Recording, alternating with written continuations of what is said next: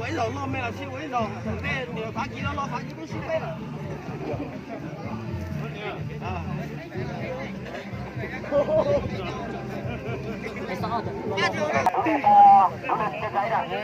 Bên trên chúng ta đứng lên phía bên trên ạ. Không ai đứng xuống phía dưới ạ. Nhưng mà các bạn chúng ta đằng sau, chúng ta đứng lên bên trên ạ.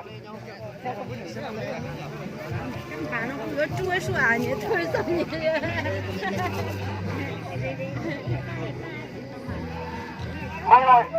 Mỗi đội chỉ được bốn đội biết.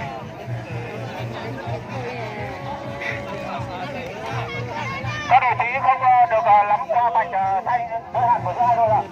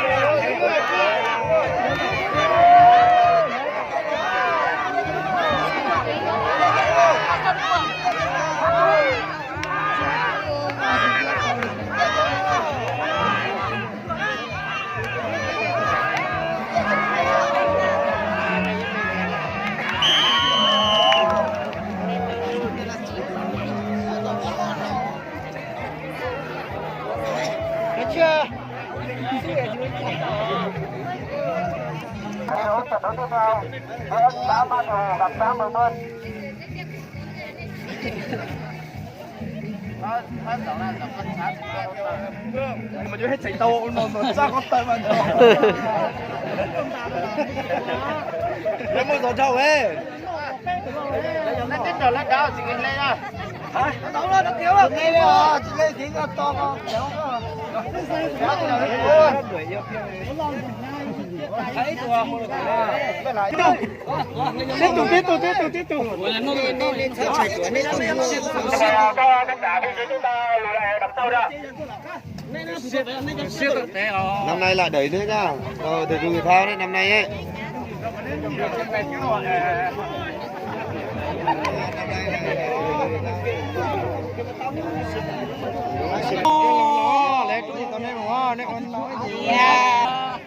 Cái chuồng cậu ấy, nó sốt chị. chuồng cậu ấy không có cắm lọc ở dùng canh nè.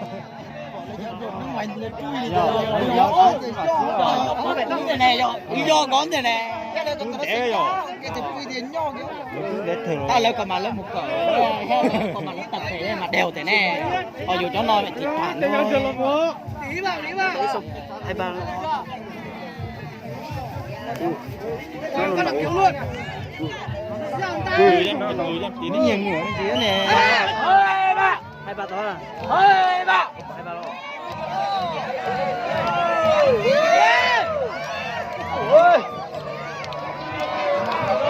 Hai ba.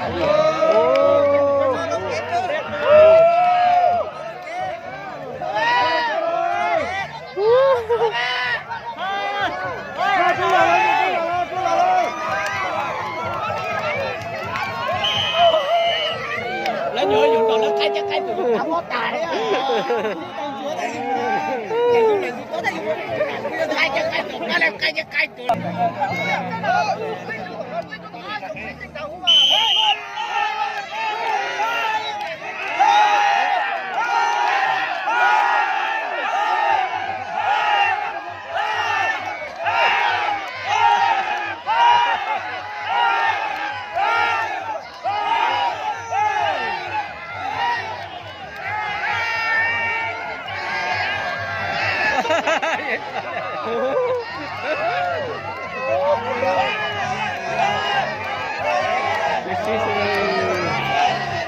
Qua rồi, sắp qua rồi.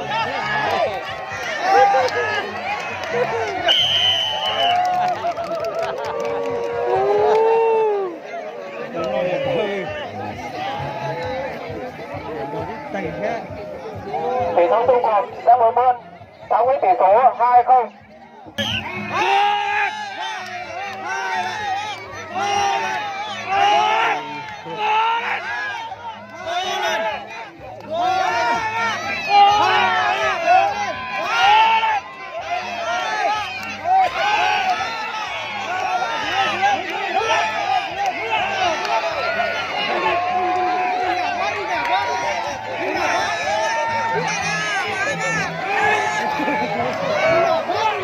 Có nó trượt đấy.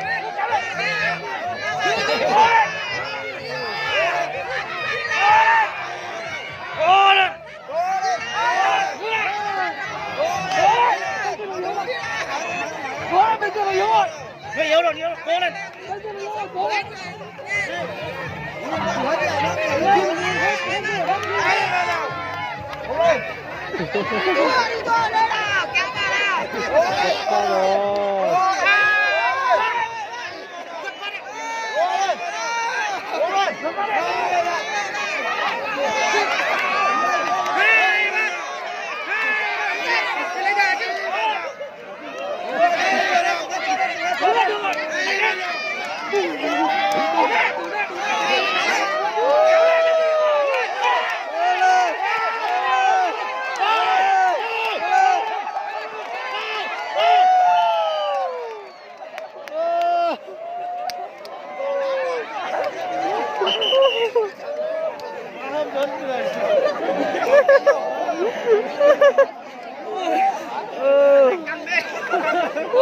Mình là thứ tốt phải là.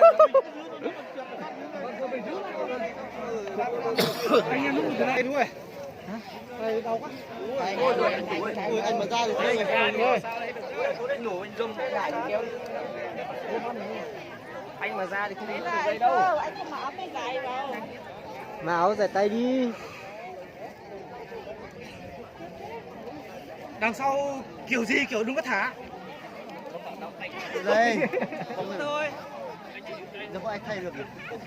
Thay được cái này. Cô lên nào. Cô lên nào.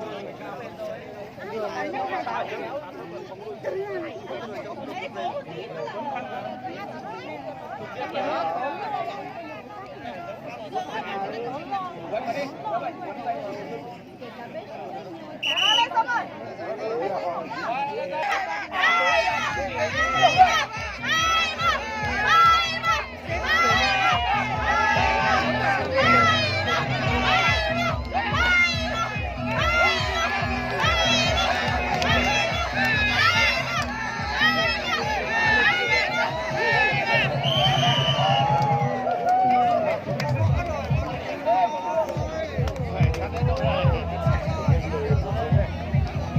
Tỷ số chung cuộc sẽ mở mơn thắng đội La Sang với tỷ số 2-0.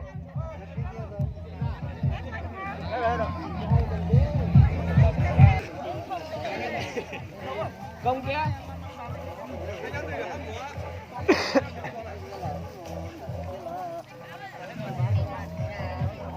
Anh như diện ra là làm vào mình yếu quá.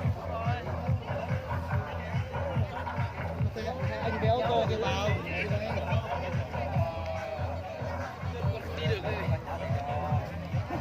Không phải cứ ra mà đằng sau trắng ra thì chút tay kéo đi kéo trong trông lên thì Hết sức rồi. nếu mà cố một tí là cái chân bên kia bị thắng rồi, sắp hết rồi. Nó không ngả đừng rồi. Đúng rồi.